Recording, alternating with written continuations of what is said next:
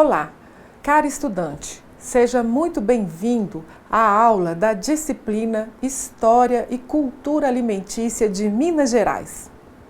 É um prazer estar aqui com vocês. Vou me apresentar novamente. Meu nome é Aldriane Diara, sou graduada em Nutrição pela Universidade Federal de Ouro Preto e mestre em Ciência da Nutrição pela Universidade Federal de Viçosa. Além disso, sou servidora do Instituto Federal do Norte de Minas Gerais, no cargo de nutricionista. Vamos iniciar os nossos estudos falando dos aspectos geográficos de Minas Gerais. O Instituto Brasileiro de Geografia e Estatística, IBGE, divide Minas Gerais em 12 mesorregiões. De acordo com o órgão, esse sistema de divisão tem aplicações importantes na elaboração de políticas públicas e no subsídio ao sistema de decisões quanto à localização de atividades econômicas, sociais e tributárias. Contribuem também para as atividades de planejamento, estudos e identificação das estruturas espaciais de regiões metropolitanas e outras formas de aglomerações urbanas e rurais. Vejam no slide 1 as 12 mesorregiões estabelecidas pelo IBGE para as Minas Gerais. São as seguintes: Noroeste de Minas, Norte de Minas, Jequitinhonha, Vale do Mucuri, Triângulo Mineiro e Alto Paranaíba, Central Mineira Metropolitana de Belo Horizonte, Vale do Rio Doce, Oeste de Minas, Sul e Sudoeste de Minas, Campos das Vertentes e Zona da Mata. Em cada região do estado, delícias de todo tipo são especialmente preparadas para as mais diferentes ocasiões. Afinal, o mineiro é hospitaleiro por natureza e não perde a oportunidade de compartilhar mesas preciosas e fartas. Agora, observem no slide 2. A origem e composição da cozinha tradicional e típica mineira nos remete à análise de dois períodos históricos que marcaram a vida econômica, social, política e cultural em Minas Gerais. O período da mineração, cujo apogeu se deu no século XVIII, e o período da ruralização, momento de concentração da vida econômica e social nas fazendas, que sucedeu ao declínio das minas e durou do final do século XVIII até o início do século XX. O cardápio considerado típico mineiro tem sua formação nesses dois períodos. Se você quiser saber como surgiu a culinária mineira, precisa fazer uma viagem pela história de Minas Gerais, pois uma está ligada à outra. Segundo Eduardo Frieiro, em sua obra Feijão, Angu e Couve, datada de 1966, o início do ciclo do ouro, nos idos de 1695, quando os portugueses aqui chegaram, fez surgir os primeiros povoados que deram origem às cidades de Mariana e Ouro Preto. Conforme registros, no período da mineração, o povo nas Minas Gerais nunca conheceu a fartura de alimentação. Muitos morreram de fome, com as mãos cheias de ouro. Há quem diga que a abundante cozinha mineira surgiu da fome. Tamanha era a falta de produtos de primeira necessidade no período da mineração. Com o tempo totalmente dedicado à atividade mineradora e sem terras adequadas ao plantio, plantava-se e criava-se muito pouco, e o produto escasso das roças era caro. Sal, farinha, feijão, açúcar, galinha, milho e aguardente eram caríssimos nessa época da mineração, assim como o fumo, as drogas medicinais, armas, ferramentas, tecidos e calçados. O alimento básico da maioria da população nessa época achava-se no milho e na mandioca. Os escravos viviam em condições infra-humanas e eram os que mais sofriam com a pobreza da alimentação e a fome. Neste cenário, no período da mineração, os habitantes das minas aprenderam a aproveitar ao máximo todos os recursos alimentares disponíveis, pois era grande a dificuldade em conseguir alimentos nesta época de exploração do minério, uma vez que as estradas eram precárias e toda a mão de obra estava voltada para a exploração das minas, por determinação da coroa. Assim, com o enorme afluxo de pessoas em busca do ouro, faltavam alimentos. A comida desse período, marcado pela precariedade do abastecimento de produtos importados, tanto de Portugal como de outras regiões do Brasil, resultou sobretudo da coleta, da caça, da pesca, das roças deixadas por índios e bandeirantes e das hortas e criações de quintal que o português implantou, seguindo tradição de sua terra natal. Esse foi o ponto de partida para o surgimento da sociedade mineira e suas famosas vilas. Mariana, por exemplo, chamava-se Vila do Carmo e Ouro Preto, Vila Rica. A região, antes do descobrimento oficial, já tinha sido descoberta pelos índios. Os portugueses precisavam vigiar as minas e, para isso, trouxeram os escravos para a realização do trabalho, fazendo com que o espaço, que até então era de domínio indígena, passasse para os escravos. Apesar de perder parte do seu território para novos moradores, os nativos contribuíram sobremaneira na formação dos hábitos alimentares dessa nova sociedade. Ainda segundo Eduardo Frieiro, dessa miscigenação nasceu uma das culturas mais características do Brasil. Portugueses, colonos, índios e escravos, juntos em um terreno de grande fertilidade, criaram, fizeram brotar e fazem crescer as raízes da cultura e, por que não, da culinária mineira. Segundo o autor, havia uma grande dificuldade em trazer para as Minas Gerais os alimentos de regiões mais desenvolvidas, como Rio de Janeiro, Bahia. Por isso, o alimento básico da culinária indígena, o milho, foi parar no prato de todos, indiferente da classe a que cada um pertencia, sendo até hoje considerado o produto mais tradicional da culinária mineira.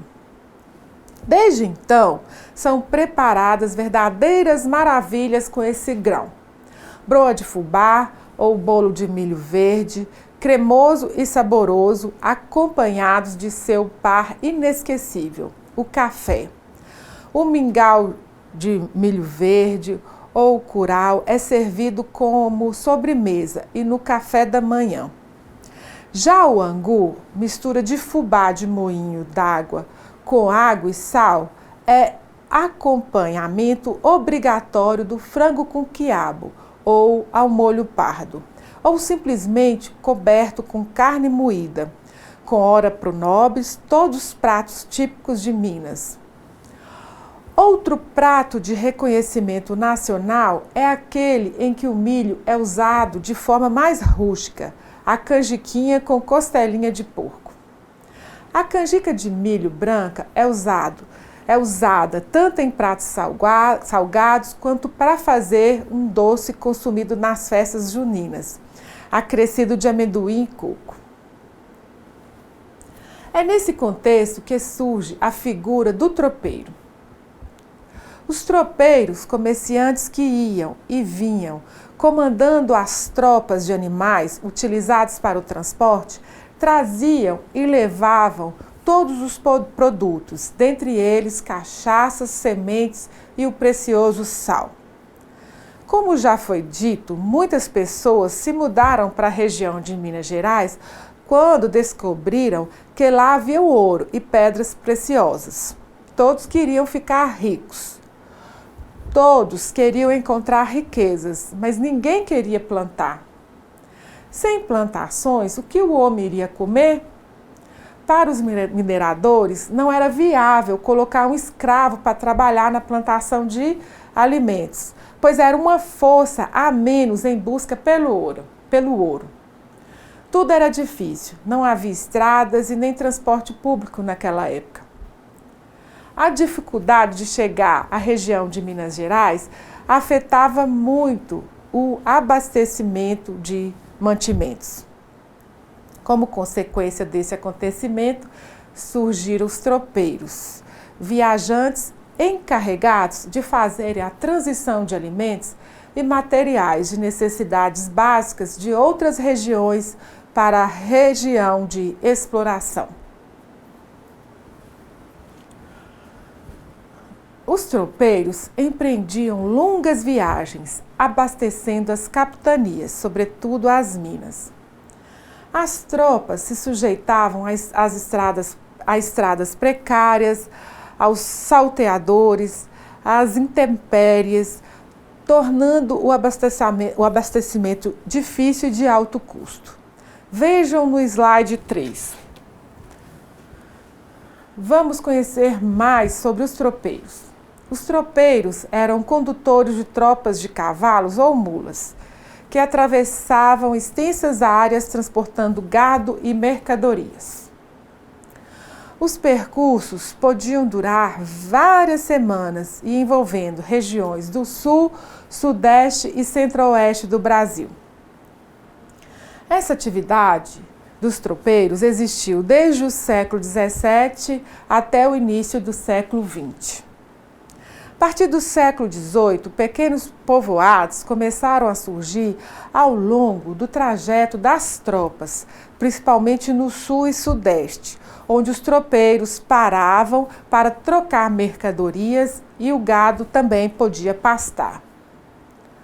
O comércio nesses povoados desenvolvia-se naturalmente para atender às tropas, ao mesmo tempo em que os tropeiros levavam e traziam mercadorias para esses povoados. Os tropeiros prestaram, sim, importante contribuição ao desenvolvimento das regiões por onde passaram e foram responsáveis pela integração econômica e cultural entre muitas regiões longínquas do Brasil colônia, com o aparecimento de vilas, freguesias e cidades. Os tropeiros percorriam uma distância aproximada de 40 quilômetros diários nos mais diversos tipos de terrenos. Em direção ao estado de Minas Gerais, o transporte era feito no lombo de animais devido aos acidentes geográficos da região, o que, consequentemente, dificultava o transporte. Entre o fim do século XVII e o início do século XVIII, as tropas que seguiam a caminho das minas de ouro levavam consigo, além de bois e mulas que puxavam as carroças, mantimentos capazes de serem conservados, como toucinho, farinha de mandioca, açúcar, feijão, milho e carne seca, pois não havia cidade ou mesmo vilas onde pudessem se abastecer.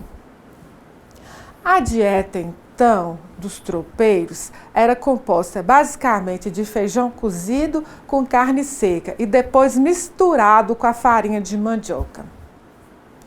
Essa, então, é a origem de um dos pratos mineiros mais conhecidos, o feijão tropeiro, que é consumido tanto nas fazendas como nos restaurantes populares e nos botequins.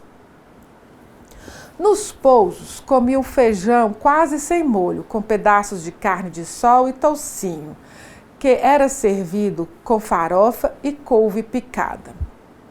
Já as bebidas alcoólicas só eram permitidas em ocasiões especiais. Nos dias muito frios, tomava um pouco de cachaça para evitar constipação e como remédio para picadas de insetos. O tropeiro iniciava-se na profissão por volta dos 10 anos, acompanhando o pai, que era o negociante, compra e venda de animais, e o condutor da tropa. Usava chapelão de feltro preto, cinza ou marrom, de abas viradas, camisa de cor similar ao chapéu de pano, capa e ou manta com abertura no centro, jogada sobre o ombro. Usava botas de couro flexível que chegava até o meio da coxa, para proteção nos terrenos alagados, nas matas e em dias de chuva. O cavalo do tropeiro levava uma sela apetrechada com uma sacola para guardar sua capa e ferramentas de uso diário. O resto da tropa era composta por muares, burros ou mulas, que formavam a fila de cargueiros à sua retaguarda.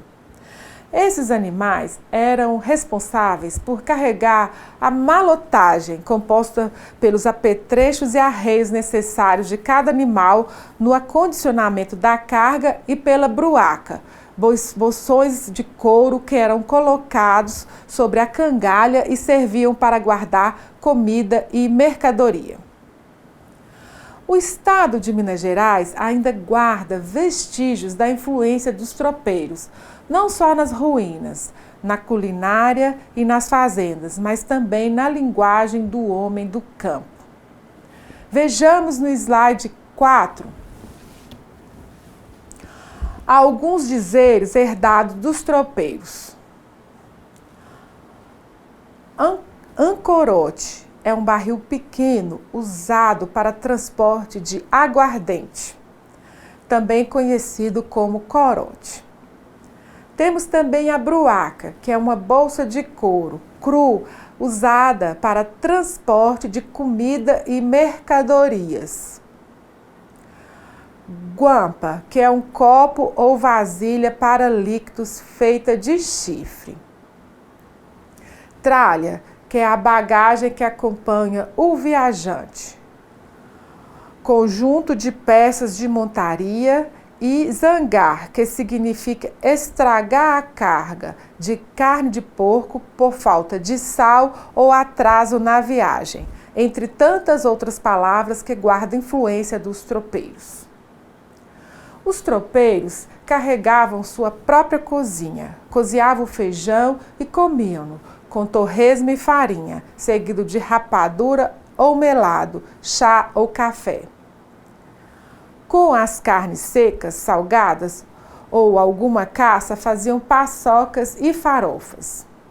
No final do século XVIII, o charque, vindo dos pampas gaúchos, ampliou a disponibilidade de carnes para as viagens.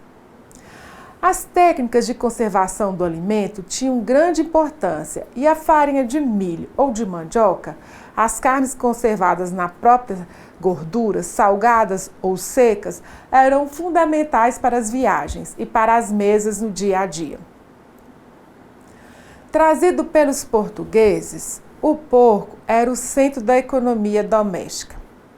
Criado nos quintais ou debaixo de soalhos, era alimentado com a sobra dos pratos e panelas. Do animal, do porco, aproveitavam-se tudo, desde a carne até a banha. O mocotó, o sangue, as tripas, enquanto a pele e os pés, as orelhas, o rabo e o focinho eram misturados no feijão. O consumo de carne de porco tornou-se um hábito alimentar e hoje o lombo de porco constitui talvez o prato mais típico de todo mineiro, predileto de todos os mineiros. Como a de porco, a carne de frango e de galinha também foram trazidas pelos portugueses e era uma constante no cardápio mineiro no período da mineração. A carne de frango era mais consumida que a de galinha, destinado aos doentes e mulheres de resguardo. De acordo com Cascudo, 1983, os indígenas não apreciavam galinhas e frangos. Criavam-nos apenas para vender aos portugueses, o mesmo acontecendo com os ovos. A carne de gado bovino era escassa, vinha das regiões criadoras na fronteira norte de Minas, onde se desenvolveu o hábito de salgá-la e deixá-la no sereno. A carne de sol ou serenada. Comiam-na assada ou preparavam-na sob a forma de paçoca. Associada ao pequi, fruto nativo conhecido dos indígenas, resultou no arroz com pequi e carne de sol, prato típico do norte de Minas. Continuando nossa conversa sobre a história e cultura alimentícia de Minas Gerais, destaco neste momento um estilo da cozinha mineira baseado na predominância do milho sobre a mandioca. Desde o milho verde, cozido ou assado, ou feito como mingau, até o fubá, angu, mingau, bolo, cobu, o milho estava presente em todas as refeições. Os relatos de viajantes do século XIX também apontaram a predominância da farinha de milho em relação à de mandioca. Além disso, o milho era a principal fonte de alimentação para os animais criados em quintais, como porco e galinha, e para os muares, as mulas das tropas.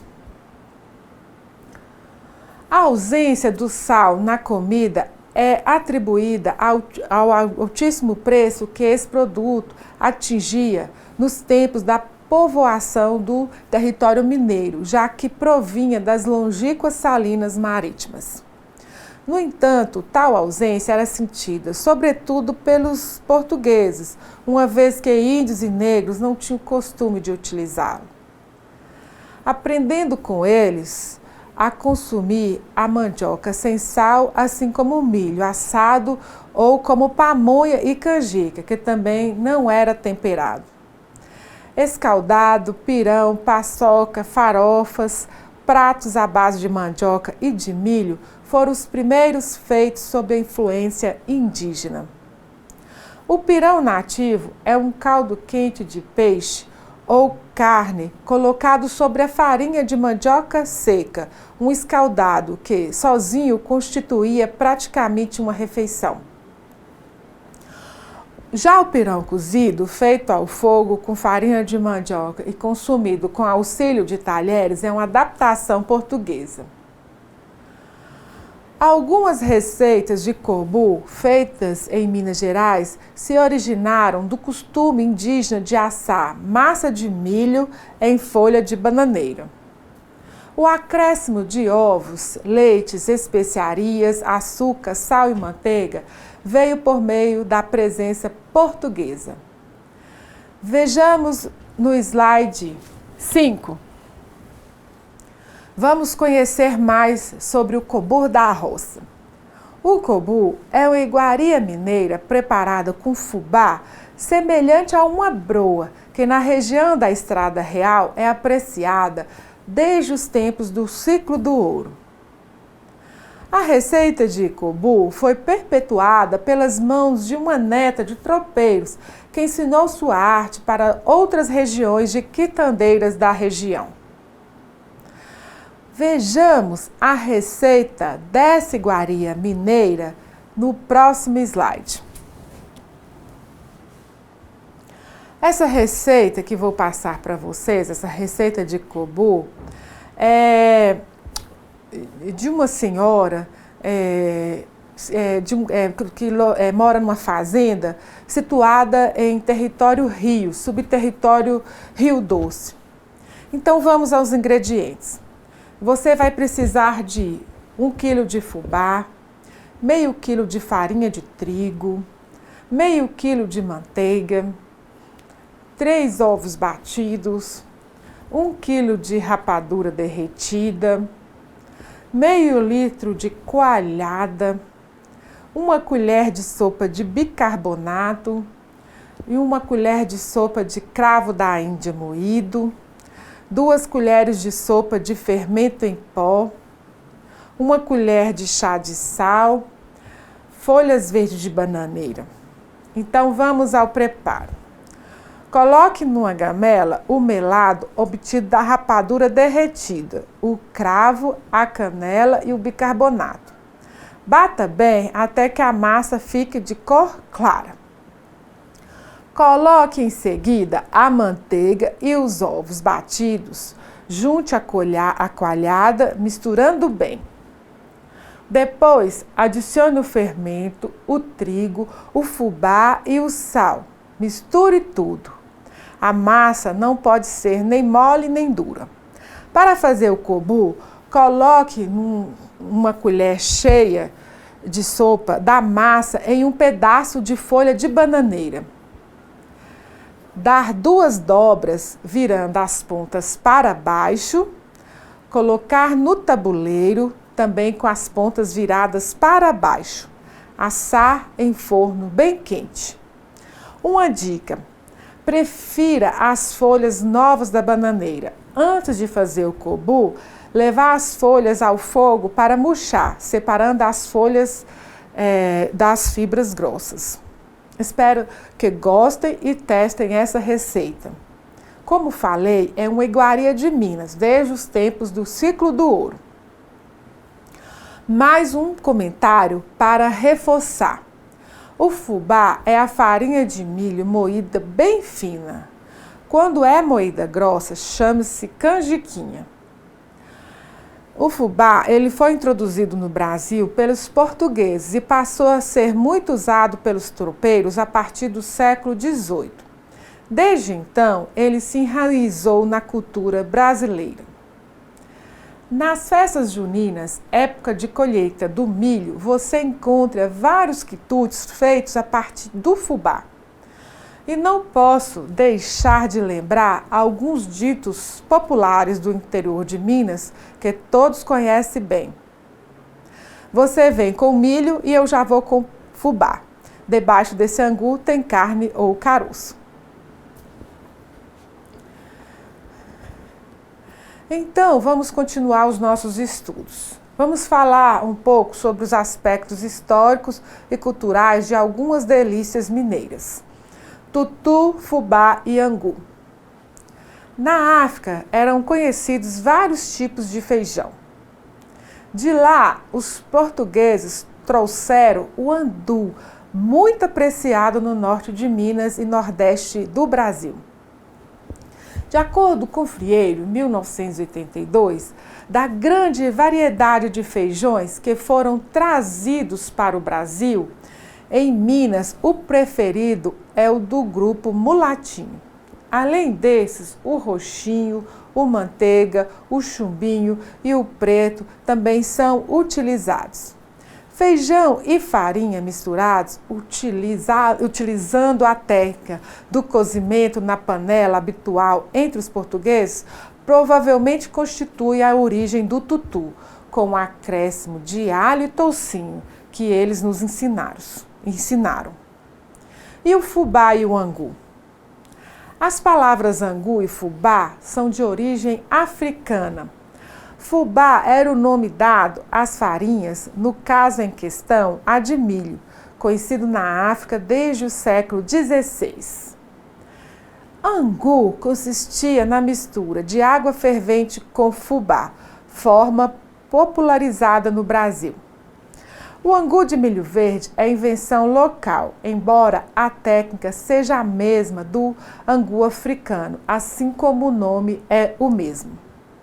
Feito com água e sem sal, é típico das Minas. Nas outras regiões é mais conhecido o mingau ou o curau doce, geralmente com leite de vaca. Um estudo da refeição básica servido aos escravos no período colonial indica a presença de feijão com farinha e angu de norte a sul, muitas vezes acompanhados de laranja ou banana. Em Minas não era diferente. O arroz era bem caro e só foi popularizado no século XIX. Ainda hoje, laranja e farinha são acompanhamentos indispensáveis de uma feijoada mineira. Banana na comida também é costume do interior de Minas. Alguns pratos levam na própria composição, como é o caso do arroz montanhês, feito com queijo, carne, vagem e banana da terra frita. A banana mais utilizada é a da terra, cultivada pelos indígenas, antes da introdução das espécies trazidas pelos colonizadores.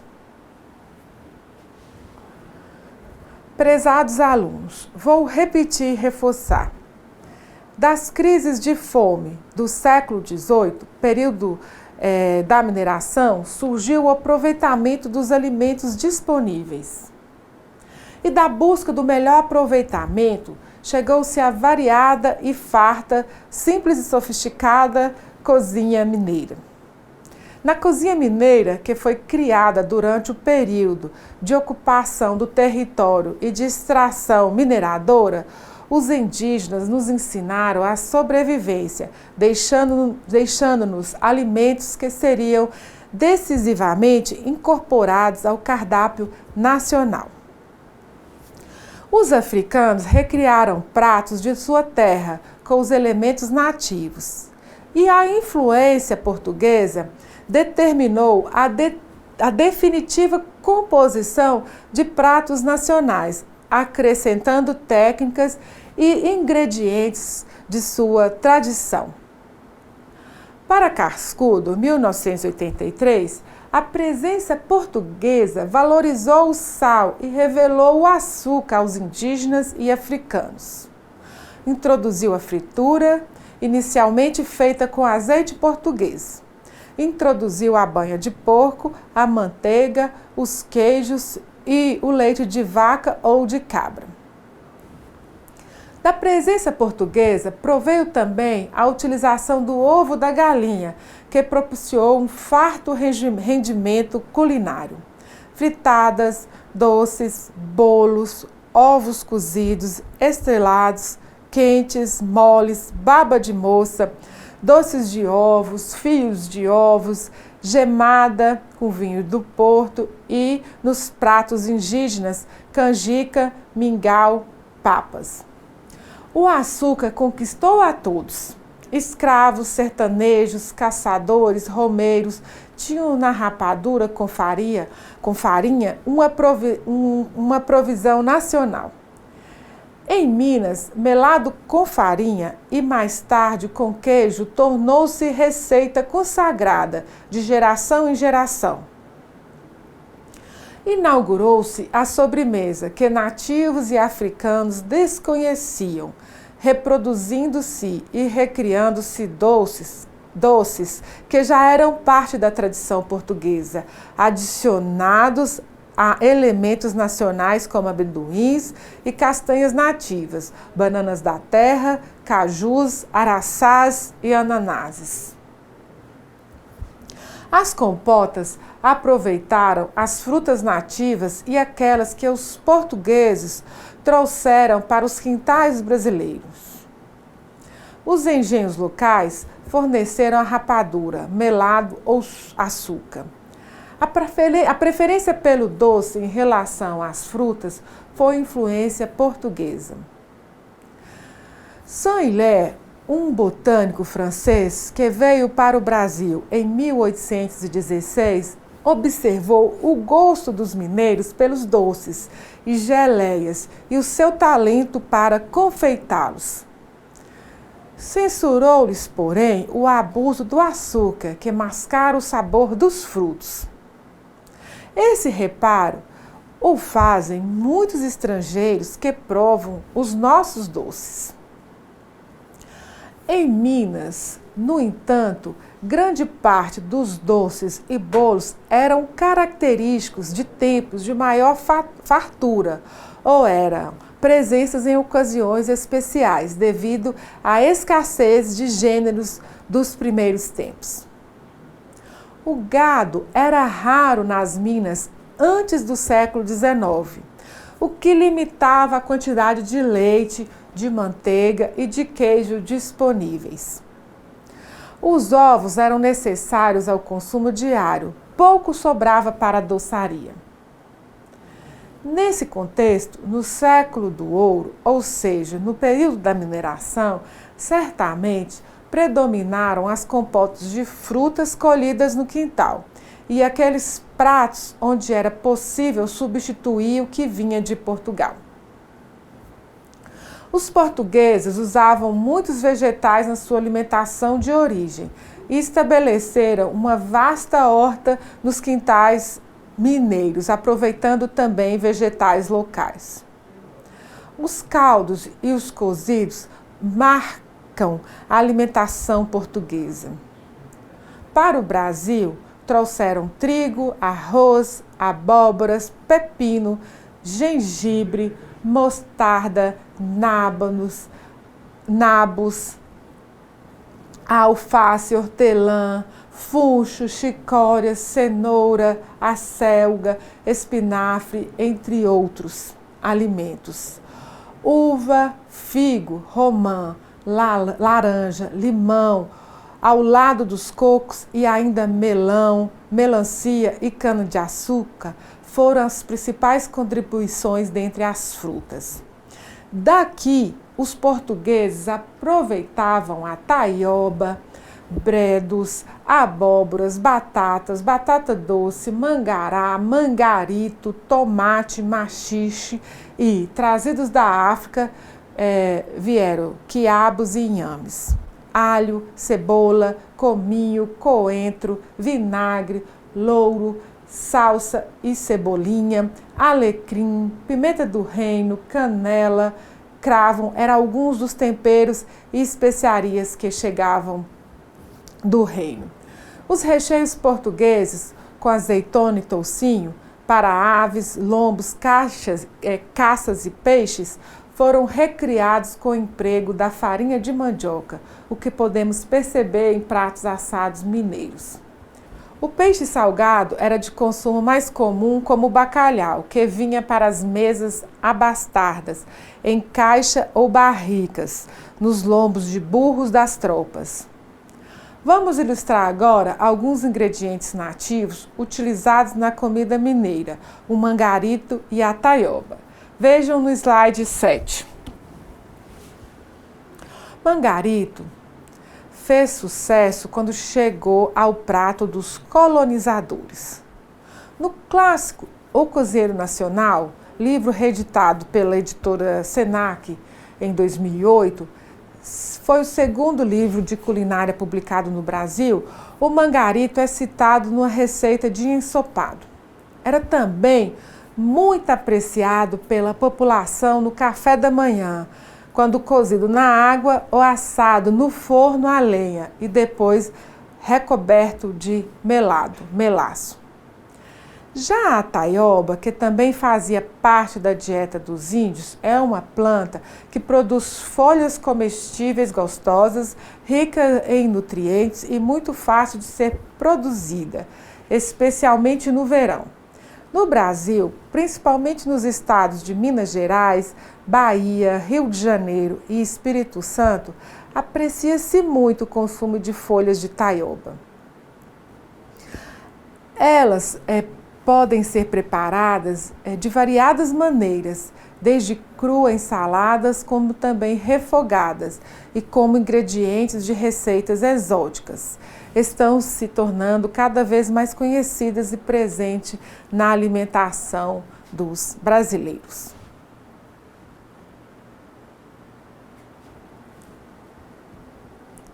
Caros alunos, nós mineiros também apreciamos muito o mexido, uma mistura de tudo que sobrou, não é mesmo? Então vamos entender as origens desse nosso precioso gosto. Nas casas, no dia a dia, a lógica da economia de tempos difíceis impôs os alimentos cozidos e o aproveitamento de tudo, inclusive das sobras.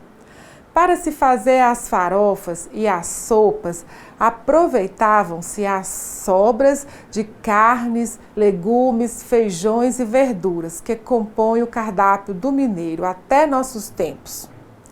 O mexido, uma mistura de tudo que sobrou, era comido na primeira refeição da manhã antes da saída para a lida ou no jantar. Misturava-se arroz, feijão, carne, farinha, sobras de verduras e legumes e às vezes um ovo. A pimentinha também não podia faltar. Esse prato perdura ainda hoje, sobretudo em fazendas e no interior de Minas Gerais.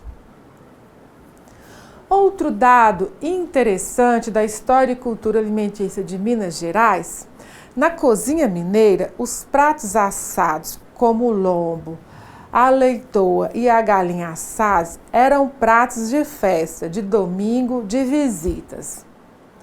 Já os cozidos evocavam o popular, econômico, evocavam a cozinha caseira, íntima. Na intimidade do dia a dia, os cozidos predominavam o feijão, o angu, o mexido, verduras e legumes cozidos, ou os legumes com carne, ou frango com quiabo, mandioca e canjiquinha com carne, podendo ser costela ou suã de porco, costela de vaca e outros. O cozimento é um procedimento associado a uma ritmação lenta que marca longos processos de preparação e confecção de alimentos e sempre exigiu da mulher dedicação total e praticamente exclusiva, desde o tempo da mineração até que a praticidade da vida contemporânea impusesse mudanças. Um pudim de leite levava horas para ser feito. Preparar a carne de porcos, matar e preparar galinhas exigia horas e horas. A feitura de compotas levava dias. Gostaria de falar novamente que, em linhas gerais, a cozinha do século XVIII originou os pratos que passaram de geração em geração, consolidando o que se convencionou chamar de tradicional e típico.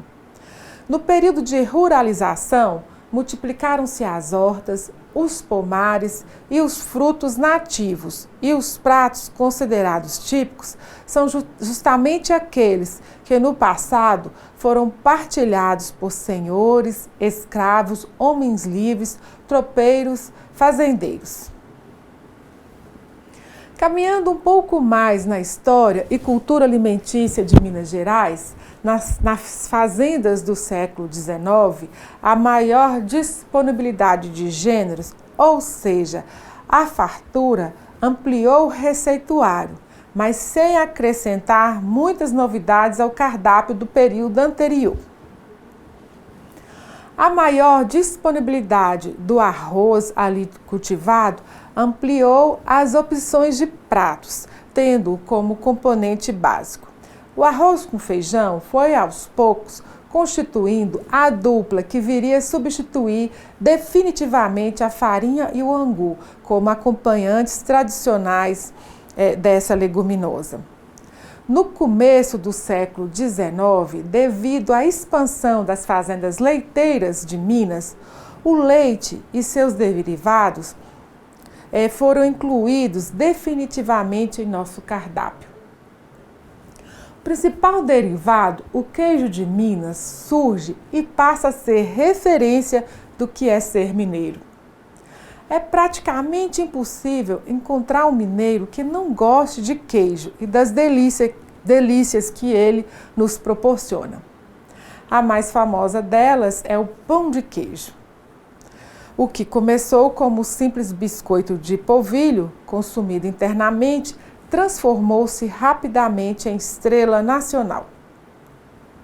Atualmente, o pão de queijo já é conhecido e muito apreciado até em outros países. A abundância de leite, de queijo e de ovos também possibilitou a ampliação das quitandas e doces, forte herança da tradição portuguesa. A aplicação de ingredientes nativos às receitas seculares, assim como a incrementação de receitas indígenas e africanas com técnicas e ingredientes trazidos pela mão portuguesa, continuaram a definir pratos nacionais. Foi assim desde os primeiros tempos, mas as dificuldades de abastecimento certamente não permitiram a fixação e a ampliação da presença dessa doçaria. Isso veio a acontecer no século XIX. A canjica com leite era sobremesa constante nas fazendas. Em algumas casas era a ceia mais apreciada antes de se deitar.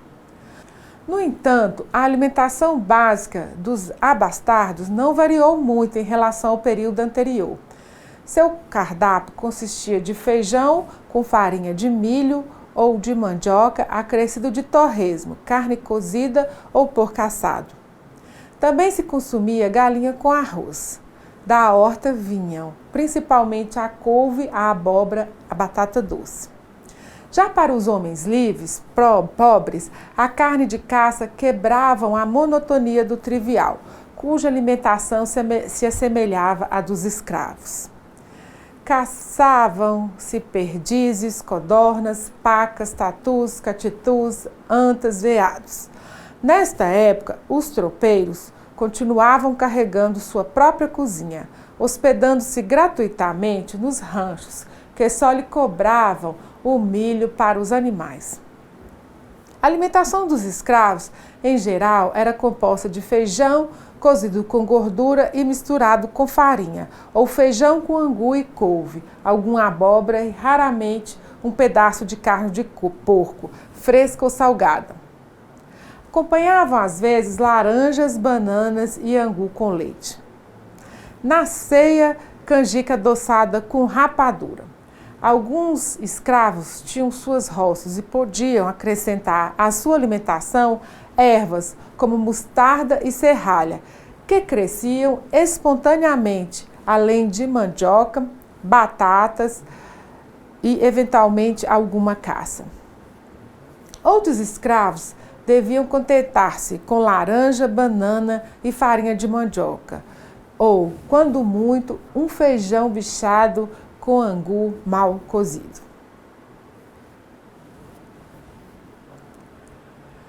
Embora a base da culinária mineira esteja ligada à região mineradora, conhecida como Vilas do Ouro e Diamante, a culinária típica de todos os cantos das Minas Gerais também é de grande expressividade.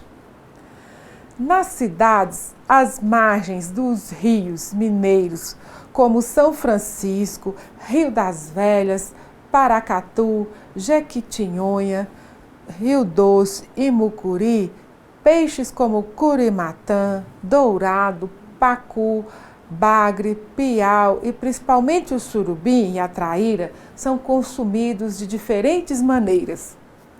A cidade do Cerro e seus arredores e a Serra da Canastra são famosas pela produção de queijos artesanais. No Triângulo Mineiro, temos a fabricação de laticínios diversos e as fazendas de gado de corte. No norte de Minas, a carne serenada e o pequi são típicos da região de Montes Claros e ao sul, nas estâncias hidrominerais, como Poços de Caldas e Guaxupé, predominam os doces. Na próxima aula, falaremos sobre as particularidades das regiões de Minas Gerais. Com isso, encerramos os assuntos da nossa primeira videoaula. Muita coisa, não é mesmo? Eu espero que vocês tenham gostado e que tenham absorvido ao menos um pouco do que vimos aqui hoje. Lembrem-se de acessar a sala virtual, participar dos fóruns e postar as suas dúvidas. E não se esqueçam dos estudos da apostila. Por enquanto, é só. Bons estudos e até a próxima semana. Um grande abraço!